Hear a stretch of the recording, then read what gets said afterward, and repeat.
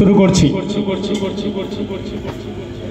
আজকে রায়গঞ্জ লোকসভা কেন্দ্রের বাম কংগ্রেস জোট প্রার্থী আলী ইমরান রামজ ওরফে ভিক্টরদার সমর্থনে আমাদের শাসন হাটখোলায় যে পথসভা, উক্ত পথসভায় উপস্থিত আছেন হেমদাবাদ ব্লক কংগ্রেস সভাপতি শামসুল হক মহাশয় এবং ব্লক কংগ্রেসের কনভেনর তাজিমউদ্দিন তালুকদার, জেলা যুব কংগ্রেসের কার্যকরী সভাপতি সৌম্য দত্ত এবং বাম নেতৃত্ব ও অন্যান্য কংগ্রেস ছাত্র পরিষদ যুব কংগ্রেসের নেতৃত্ব।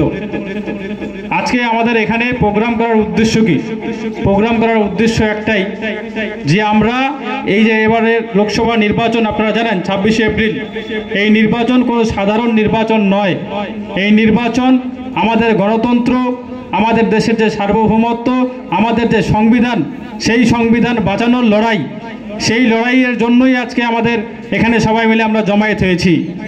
আপনারা জানেন যে তৃণমূল থেকেও একজন প্রার্থী প্রতিদ্বন্দ্বিতা করছে, বিজেপি থেকেও করছে এবং আমরা বাম কংগ্রেস যৌথভাবে আমাদের প্রার্থী প্রতিদ্বন্দ্বিতা করছে। এবার তৃণমূলের যিনি প্রার্থী, আপনারা সবাই জানেন যে উনি সদ্য বিজেপির বিধায়ককে ধার করে তৃণমূলের প্রার্থী করা হয়েছে। আর যে বিজেপির প্রার্থী আছে সে তৃণমূলের কাউন্সিলর ছিল। তো কে বিজেপি কে তৃণমূল, তাদের মধ্যে এইটাই বোঝা মুশকিল। আর এটা আমরা দায়িত্ব নিয়ে বলতে পারি যে কৃষ্ণ কল্যাণী যদি বিজেপি থেকে জিতে তৃণমূলের প্রার্থী হতে পারে, আজকে তৃণমূল থেকে যদি জিতে যায় তাহলে আবার বিজেপিতে যাবে না, এর কি গ্যারেন্টি আছে? কিন্তু আমাদের প্রার্থী আলী ইমরান রামজ ওরফে ভিক্টর কোনোদিনও কোনো লোভ প্রলোভনে যাননি। উনি কংগ্রেসের হয়ে দাঁড়িয়েছেন।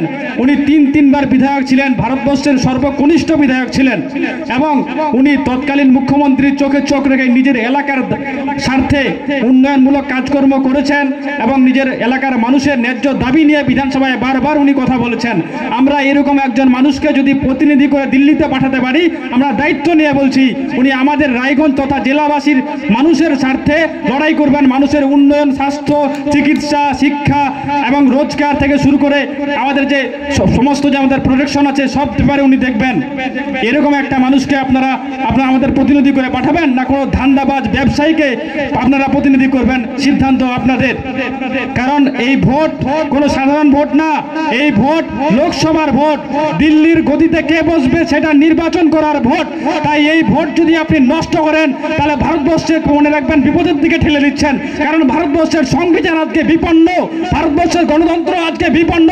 এই দেশকে যদি কেউ রক্ষা করতে পারে সেটা একমাত্র বাম কংগ্রেস জোট তথা ইন্ডিয়া জোট।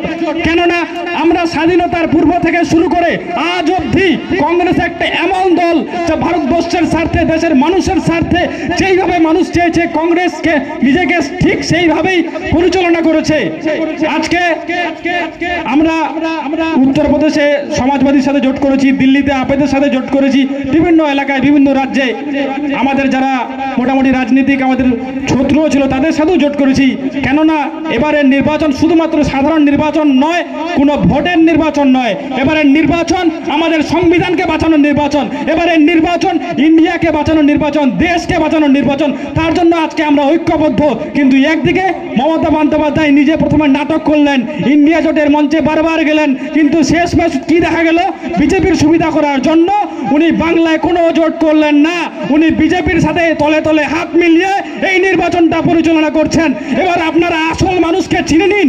আপনারা ভাবুন, আপনারা নিজের ভোটটাকে তৃণমূলকে দিয়ে বিজেপিতে দেবেন নাকি আমাদের বাম কংগ্রেস জোটকে দেবেন, সিদ্ধান্ত আপনাদের। এই জেলায় আমাদের নেতা স্বর্গীয় প্রিয়রঞ্জন দাস মুন্সির জেলা, উনি একটা বড় স্বপ্ন মানুষকে দেখিয়েছিলেন। ওনার একটা আশা ছিল, সেটা হচ্ছে এইমস, রায়গঞ্জে এইমস।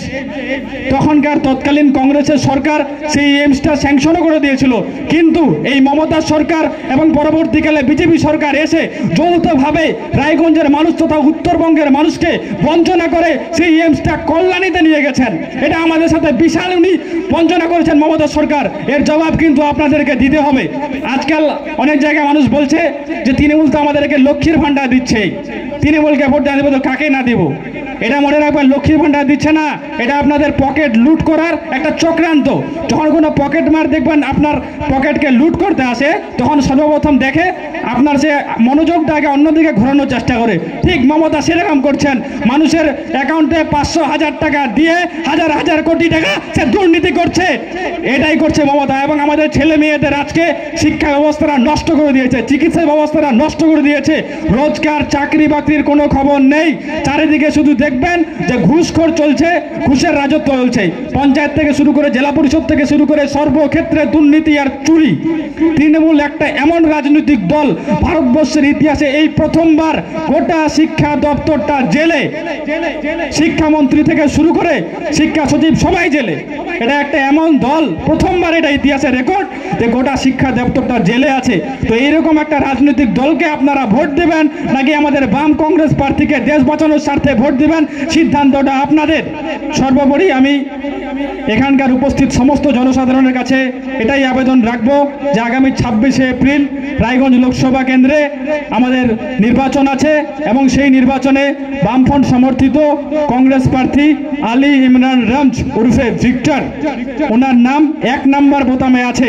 আপনাদেরকে অনুরোধ করছি যে দেশকে বাঁচানোর স্বার্থে, আমাদের দেশের সংবিধানকে বাঁচানোর স্বার্থে এবং ধর্মনিরপেক্ষতাকে রক্ষা করার স্বার্থে নিজের মূল্যবান ভোটটা নষ্ট না করে 1 নম্বর বোতামে আমাদের প্রার্থী আলী ইমরান রমজকে ভোট দিয়ে বিপুল ভোটে জয়যুক্ত করবেন। বন্দে মাতরম। সবাইকে অনেক অনেক ধন্যবাদ এখানে উপস্থিত হওয়ার জন্য।